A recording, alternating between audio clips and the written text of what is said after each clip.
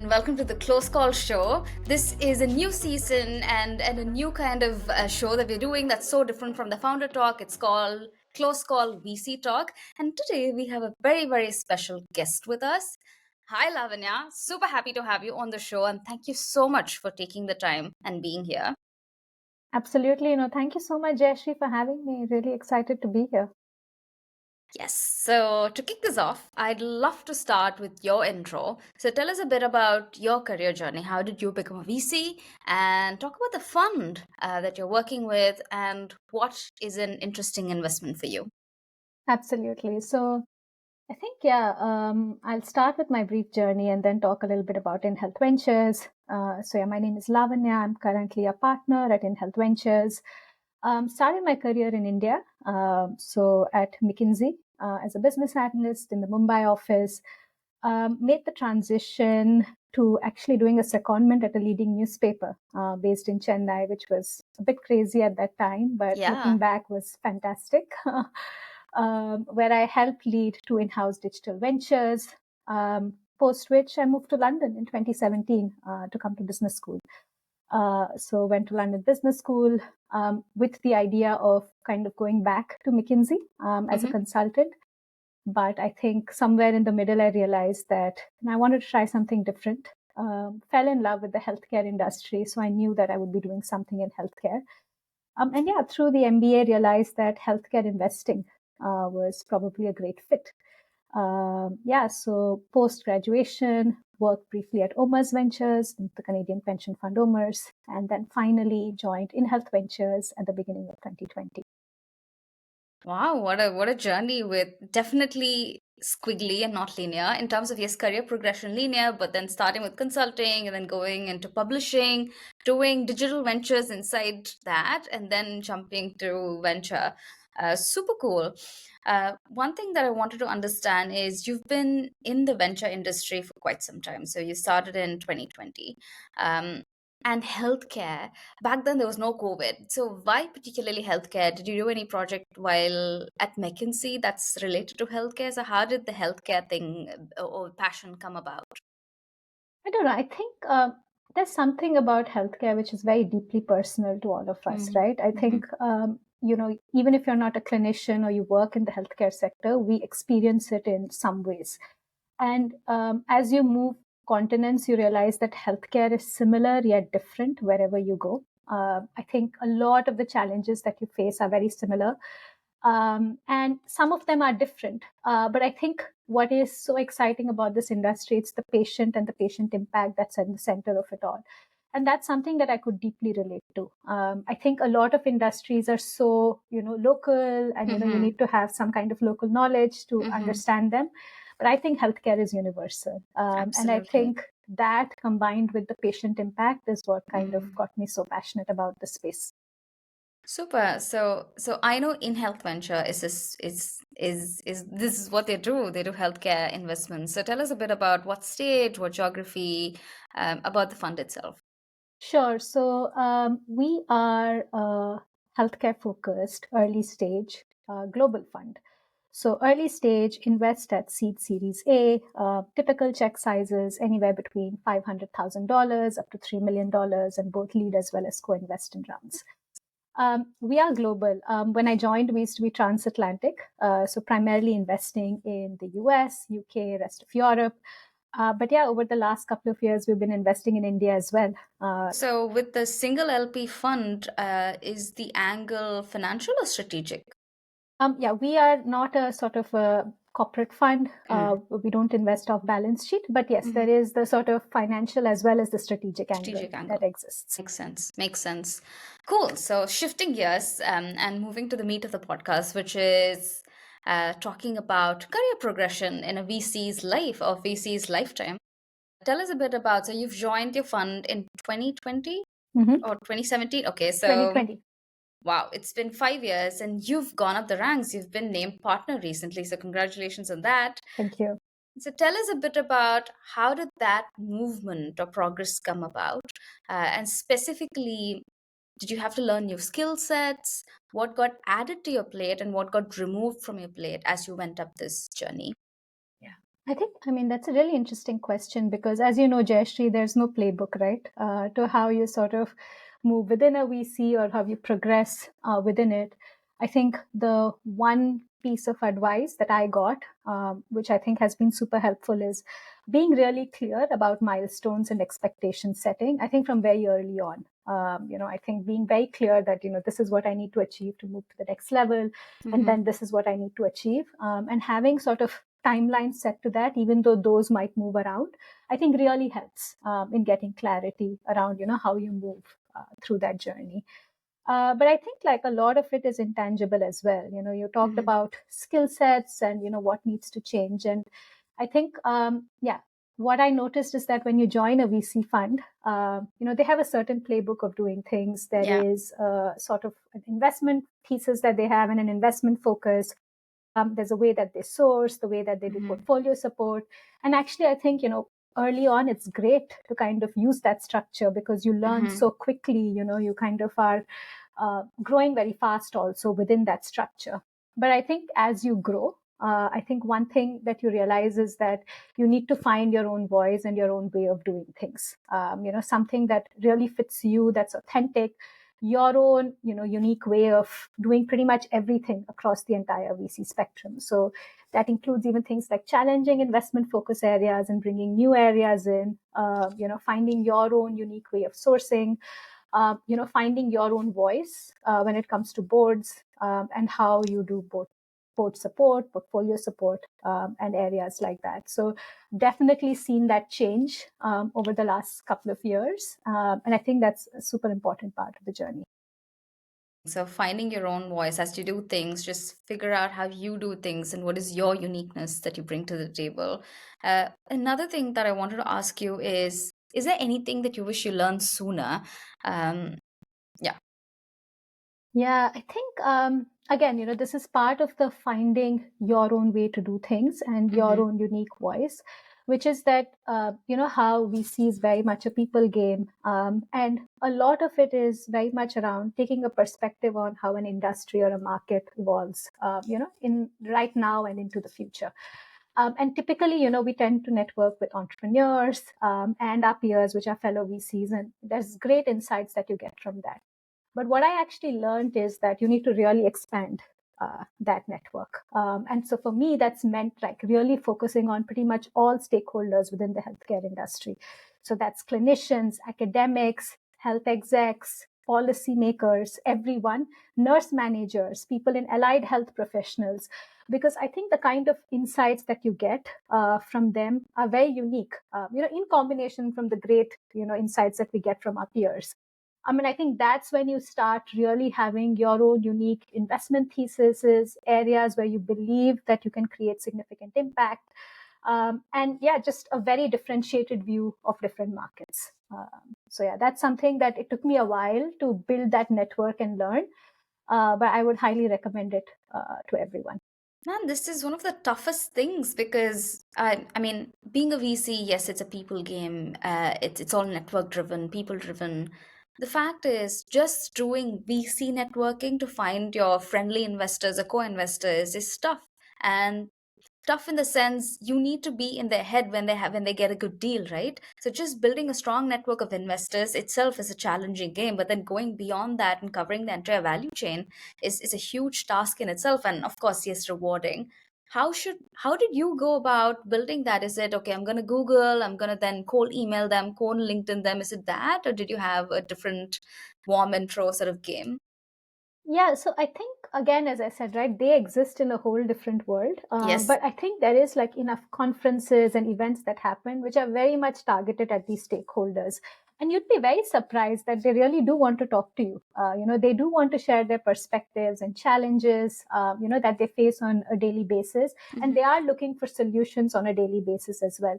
So I think it's about finding that foot in the door, and that could Mm-hmm. come from an invitation to a particular conference, or it could come from an introduction to someone who's a thought leader within that space. But I Hmm. think once you're in, it's actually quite easy to find the right The events to next go one. to, the Hmm. next one, etc.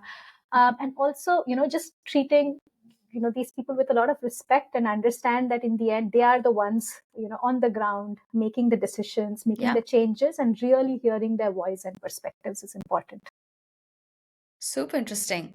Very, very, very important piece of advice. I think this is something I also need to implement in my career to go up. So thank you so much for that. Really, really good, valuable advice. So the next part that I want to touch upon is, so the VC industry or the VC job is glamorized. As much as anything can be glamorized, in my opinion, at least, especially with all the Netflix series, what we read in the news and press. Um, but it's a challenging job. It's sometimes it's a lonely job because you do everything from the beginning to end, and portfolio management and all of that. I'd love to sort of ask you, has there been a single challenge, or what's been one of the most biggest challenges, or more, painful challenge that you faced being a VC? And I'd love to know how you navigated that, or have you just passed through that, and what were your learnings? Yeah. I think I'd just like to kick off by saying that, with all of those things, it's honestly the first thing that it is a very humbling job. I think it's humbling because in the end, you actually like stand behind all these incredible entrepreneurs who are honestly doing all the tough work, and you need to recognize that and recognize their voices and the efforts that they put in. So I think for me on a daily basis, more than glamorous, it's humbling. I don't think I could be doing what some of those incredible founders are doing. Mm-hmm. In terms of challenges, I wouldn't say this is a challenge, but this was something which I see as an inflection point in my journey. Was getting my fund to kind of consider investing in India, which was a whole new Mm, mandate. It was a significant shift from what they were doing. And it was important to me personally, but also I didn't want to be biased. So how do I bring this new investment thesis, investment focus, to the fund? And I think it was an interesting process, and I learned a lot from that journey. And touchwood, now we have two portfolio companies and continue to focus on that. But I think the first thing is doing your own homework, and then kind of spending time with the team to kind of educate them on the market, the mm-hmm. opportunity, etc. Then it's around also making sure that they hear other voices and not just yours. So making sure that I make the Oh yeah. introductions to other Mm-hmm. investors, Mm-hmm. other industry leaders from that Mm-hmm. particular geography, etc. Which is extremely important. And then also identifying that same network in that geography which you have, Mm-hmm. where you're familiar. So I think that was a step that took a while, but that was Mm-hmm. extremely important, right? And it made sure that there was some sort of a easy landing, where we could co-invest with a couple of folks when needed. I think the third thing, which I underestimated, Mm-hmm. was around the legal administrative aspect of Yes. investing in a new geography, right? There is the actual how it is done. But then there's also the comfort around that, and getting people around you comfortable with the fact that things might be slightly different, but it's okay, Mm-hmm. right? And I think that process is really important. And I would say that it should be the first thing that you start with. I think in my case, it Mm-hmm. was probably the third. Mm-hmm. And reach out, speak to other local funds, find ways to kind of get started on this journey quickly. So yeah, I think that was the third thing that was very important. And I think finally is taking a balanced view, talking through the risks and risk mitigations. I think whatever new opportunity you enter into, doing it with your eyes open. I could be personally excited, but I could also be biased, and ensuring that there's an unbiased perspective around the table when you're considering something like this. So yeah, I think that's what the journey looked like. I think your first investment is always interesting, takes longer Mm-hmm. than you expect, but I think once you get the hang of it, and once your team is fully on board, it's super exciting, and they probably are as excited as me now about this new geography. Mm-hmm. Okay. This is fantastic, and I'm saying this because every single fund hires summer analysts or interns, and all that they're doing is research work. They're building new theses, they're building new ideas, or they're at least doing a market overview of what's happening in different geographies and new technology. But what ends up happening is once that analyst or intern leaves, that deck goes into the bin, or it's never looked at twice. So it's it's it's as difficult as setting up a new fund within a fund. Super happy to hear that you actually went through that journey and implemented your idea. Why do you think it was challenging? Is it challenging because the amount of time and the labor it takes to build a thesis or to learn a new thing? Or is it that learning part is easy? Now we have ChatGPT to sort of give us and do the data crunching, but speaking to people and convincing them about the new risk, that's hard. And how long did it actually take you to, first of all, have this idea that, okay, we need to open up India, and then gathering all the data, then presenting it to the IC, and then doing the actual deal? So what's the time frame? Yeah, so I would say I think what's challenging is a couple of things, right? It's, when you have a fund that has a way of doing things and it's worked really well, I think, it is important that you have a level of confidence in this new area that you're pitching. So I think it's a lot on you, right? And I Mm, think, yes, you could get information and secondhand knowledge from 100 different places. But I think primary insights are really, really important. I mm, think what's actually going on the ground, what are the opportunities and challenges? I think it's really important to get a perspective on that. And that takes time, right? mm, Those unique insights take time to build. yeah. And then once you have built comfort around it, testing it with a few folks, making sure that the risks, as I mentioned, are out there, so that you know how to mitigate them as well. And then kind of bringing your team on that journey of this is the market, this is what's exciting, this is how we can potentially do it. Yeah, all of that can take a while, and rightfully so. I think if you are getting into something, you should do it with your eyes open, with all the right information, because then that becomes a part of your thesis. So yeah, in terms of timelines, I think probably end of 2020 I had this idea. Oh, okay. Yeah, and by the time we kind of closed our first investment, it was 2022. I think we were probably ready earlier than that, but then it's also then the question of finding the right first investment, the right founder, the right co-investors. And yeah, and once you have that, I think the next investments kind of tend to roll. Fall in place. Mhm. Exactly. So yeah, Wow. And this that's is my also through perspective. COVID, because 2020, the COVID was still there. Oh my God, that's fantastic that you were able to Yeah, push through the wagon through COVID and like, here's the opportunity. Let's yeah. become bigger. Yeah, I Super. mean, I think what was lucky was because it was India, I could at least travel home and meet that I was at least able to meet the founders. I was able to meet some of the stakeholders. I don't know if I would have been able to do it without at least having once gone back and actually spoken to folks in person. Super. Okay, I have an operational or a tactical question. Um, so the day job of a VC is hard in itself, as in, okay, you have your regular deal flow, go through that, respond to them, do your deals, send them to IC, do portfolio support, go to events, or write a thought piece on LinkedIn. So there's so many things that occupy your day. um, how should one make time for something new, be it a side project? It doesn't have to be thesis building. It could also be, oh, I'm improving the process, so I am building an API connection between my CRMs and links, anything. How should one make time, or how did you make time for this?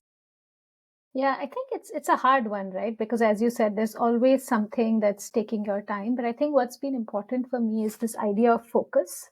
So outside of the day-to-day deal making and portfolio support, having probably a goal a month that I want to work towards, and then like proactively working and blocking time for that, and sticking to it. So the way I would measure my sort of how I'm Progress. growing progress is that after doing the usual work, but also how much progress have I made on this other project, right? And a part of it is also missing out. You probably wouldn't be able to go to as many events. You probably wouldn't have as many thought pieces out there, but that's okay because that wasn't that month's goal. Mhm. You do a little bit of it, but yeah, it's important to make progress on that. So yeah, I think like focus is important in general. Like at this point, we're investing in three distinct geographies, and I completely drown if I didn't have focus. So yeah, I think that's been a key learning.